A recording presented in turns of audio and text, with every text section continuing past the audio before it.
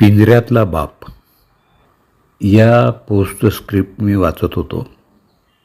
म्हटलं लेखक कोण आहेत पाहावं, तर फक्त खाली शेवटी सामान्य बाप एवढंच लिहिलेलं होतं.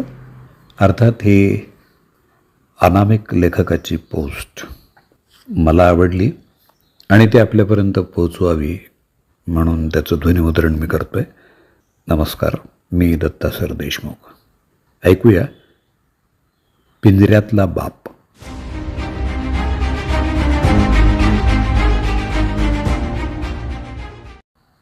प्रत्येक बापाची थोड्याफार फरकानं घरात साधारण हीच परिस्थिती असते. वाढलेलं वय, मानसिक ताण सहन होत नसतानाही त्या आरोपांसाठी सामोरं जावं. तुम्ही आमच्यासाठी काय करून ठेवलं, हा एक सर्वसाधारण आरोप असतो आणि तो सगळ्याच बापांच्या विरुद्ध केला जातो. काय केलं याची यादी जर एखादा बाप चुकून माकून द्यायला लागलाच तर त्यात वेगळं काय केलं तुम्ही, ते तर सगळेच बाप करतात असं टोकलं जातं आणि सगळी सफाई देण्यापूर्वीच संपवलेली असते. तुम्ही आम्हाला प्रोत्साहनच दिलं नाही असा आणखी एक आरोप असतो. प्रोत्साहन द्यायचं म्हणजे काय करायचं? मुलांना जसा परफॉर्मन्स दाखवला असेल त्यानुसार त्यांना आपलं करिअर निवडलेलं असतं.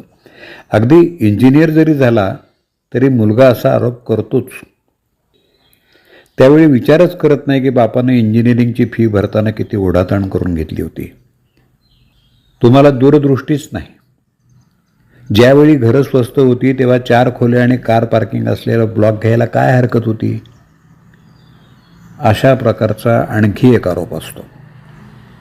3 खोल्या घेताना अधिकचे पैसे भरण्यासाठी बापानं काढलेलं कर्ज फेडण्यासाठी आणखी एक पार्ट टाईम नोकरी केलेली असते हे मुलगाही विसरतो आणि त्याची आई पण. माझा एक मित्र आहे, वकिली करतो. वकिली ठीक सुरू आहे. त्यानं लग्न केलं त्यावेळी त्याची बायको BComच्या शेवटच्या वर्षाला नापास झाली होती. आपल्याला कुठं बायकोला नोकरीला लावायचं आहे असं म्हणत त्यानं ती पसंत केली. दिसायला 4 चौघींसारखीच होती. त्यानं लग्नानंतर तिची इच्छा नसतानाही तिला BCom करायला प्रोत्साहन दिलं. पुढं ती MCom झाल्यावर एका कॉलेजात प्राध्यापक म्हणून रुजू झाली. तुम्हाला माहीतच आहे प्राध्यापकांना पगार किती येतो. तिला भरपूर पगार मिळायला लागला. लग्नानंतर 20 वर्षांनी तिला जाणवायला लागलं की आपण एक वकील पसंत केला. खरं तर ही चूकच झाली. याच्यापेक्षा चांगलं स्थळ शोधायला हवं होतं. याचं कारण आता तिचं क्षितिज रुंदावलं होतं. हातात भरपूर पगार येत होता. समाजात एक वेगळं स्टेटस, दर्जा निर्माण झाला होता. राहणीमान उंचावलं होतं. कॉलेजात आणि बाहेर मॅडम म्हणून संबोधलं जाऊ लागलं. आता ती हा विचार मात्र करत नाही की तिला शिकायला नवऱ्यानंच प्रवृत्त केलं, मदत केली, नोकरी मिळवण्यासाठी ओळखीचा वापर केला. आज तिलाच आपला नवरा आपल्याला मॅच होत नाही, शोभत नाही असं वाटायला लागलं. अजूनही दोघं एकत्रच आहेत आणि संसारही सुरू आहे. पण तिनं कुठंतरी कुणाकडे तरी चुकून बोललेलं याच्या कानावर आल्यामुळं हा मात्र आतल्या आत खचून गेलाय. मुलगा ज्यावेळी बापावर आरोपपत्र ठेवतो त्यावेळी अनेक वेळा मुलाची आई आणि बापाची सहचारिणी बापाच्या विरोधात साक्षीदार बनलेली पाहायला मिळते. तो काय चुकीचं बोलतोय हे एक वाक्य बापाच्या आयुष्यावर नापास किंवा पराभूत असा शिक्का मारायला पुरेसं असतं. तुम्ही हे करायला हवं होतं, ते करायला नको होतं, अशा अनेक गोष्टींचे अध्याय रोजच वाचले जातात. विशेषतः बाप निवृत्त झाल्यावर आणि मुलगा कमवायला लागल्यावर अशा आरोपांची संख्या आणि फ्रिक्वेन्सी वाढतीच असते. अनेकांना समजत नाही की आपण सेवेत असताना एक हुशार, गुणवंत कर्मचारी, प्रामाणिक, कष्टाळू माणूस अशा उपाध्या मिळवलेले, निवृत्तीनंतर खरंच आपण इतके मूर्ख कसे बनलो? जे आपलं कर्तव्य आहे असं आपण समजत होतो आणि जे करण्यासाठी आपण आपल्यावरच अन्याय करत होतो ते आपले गुन्हे कसे बनले? याचं सगळ्यात महत्त्वाचं आणि एकमेव कारण म्हणजे आता बापावरचं अवलंबित्व संपलेलं असतं, मुलांचं आणि बायकोचंही. आता तिला तिचा मुलगा आधार द्यायला सिद्ध झालेला असतो. बापाकडे जरी निवृत्ती वेतन असलं, थोडीफार शिल्लक असली, तरी जर त्या बाजून कुणाचं अडणार नसेल तर बापाची ही अवस्था ठरलेलीच आहे. आता बापानं आपण चुकीच्या लोकांसाठी, चुकीच्या कारणांसाठी आपलं आयुष्य वापरलंय असा पश्चात्ताप करायचा नाही. हाल सोसताना, कष्ट करताना, त्याग करताना आपल्याला कर्तव्यपूर्तीचा आनंद मिळत होता ना, तो आठवायचा.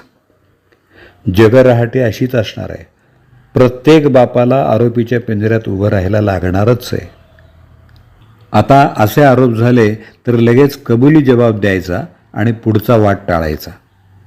मित्रांनो, ज्यांच्यासाठी त्याग केला, कष्ट सोसले, त्यांच्याशी वाद घालायचे प्रसंग टाळणं हे तर आपल्या हातात आहे ना.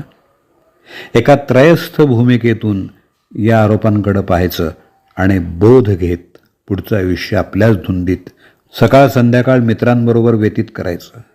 त्यांच्याशी समक्ष तर कधी फोनवर गप्पा गोष्टी करायच्या. छोट्या मोठ्या सहलीचा आनंद लुटायचा प्रयत्न केला पाहिजे. पुस्तकं वाचायची, TV, मोबाईलवर वेळ घालवायचा, आपले छंद जोपासायचे, नातेवाईकांच्या सुखदुःखात सहभागी व्हायचा प्रयत्न करायचा. नोकरीत असताना हे राहून गेलं होतं. हा शहाणपणा आहे. मित्रांनो, शेवटी आपल्या नजरेसमोर दिसेल असं एक वाक्य लिहून ठेवायचं आहे. चलो ये भी दिन जाएंगे, ये तो होना ही था.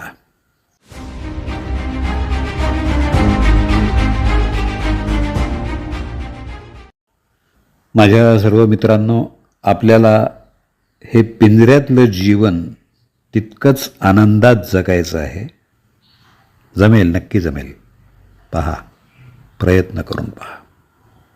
पिंजऱ्यातला बाप, अनामिक लेखकाची ही प्रातिनिधिक पोस्ट आत्ताच आपण ऐकलीत. सौजन्य SP कुलकर्णी, पुणे.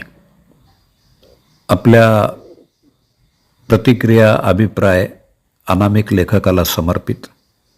त्या आपण मला माझ्या मोबाईल नंबरवरती जरूर कळवा.